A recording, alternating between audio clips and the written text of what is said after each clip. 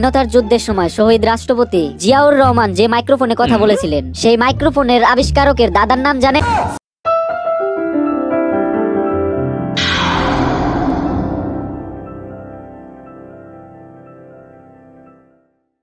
স্বাধীনতার যুদ্ধের সময় শহীদ রাষ্ট্রপতি জিয়াউর রহমান যে মাইক্রোফোনে কথা বলেছিলেন সেই মাইক্রোফোনের আবিষ্কারকের দাদার নাম জানেন? সরি স্যার, আমার জানা নেই। স্বাধীনতার যুদ্ধের সময় শত্রুপক্ষের সোলজাররা প্রথম যে সোলজার গুলিবিদ্ধ হয় সেই সোলজার কি কোম্পানির বিড়ি খেতেন জানেন? সরি স্যার, এটাও আমার জানা নেই। বারাক ওবামার স্ত্রী মিশেল ওবামা যে খাটে ঘুমান সে খাটের নিচে কি থাকে জানেন? না স্যার। সর্বপ্রথম যে কুকুরটি চাঁদে গিয়েছিল সে ওখানে যে কয়বার ঘেউ ঘেউ করেছিল জানেন? এটাও আমি জানি না। আপনি তো কিছুই জানেন না, সাধারণ নলেজ আপনার একেবারেই নেই দেখছি। এই যোগ্যতা নিয়ে আপনি চাকরি করবেন কিভাবে? স্যার, আমার একটা প্রশ্ন ছিল। হ্যাঁ বলেন। আপনি কি মঙ্গল গ্রহ থেকে পিএইচডি করে এসেছেন? বের হয়ে যান আমার অফিস থেকে। স্যার, আমাকে আরেকটি সুযোগ দিন প্লিজ। আচ্ছা ঠিক আছে, একটা প্লেনে 50টা ইট রয়েছে, ওখান থেকে একটি ইট ফেলে দিলে কয়টি ইট থাকবে?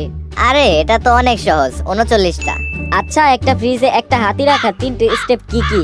ফ্রিজটা খুলুন, হাতিটা ঢুকান, এরপর ফ্রিজের দরজাটা বন্ধ করে দিন। আচ্ছা একটা ফ্রিজে একটা হরিণ রাখার 4টা স্টেপ কি কি?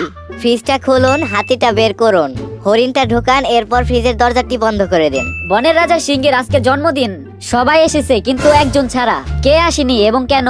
হরিণ আসেনি কারণ সে ফ্রিজে।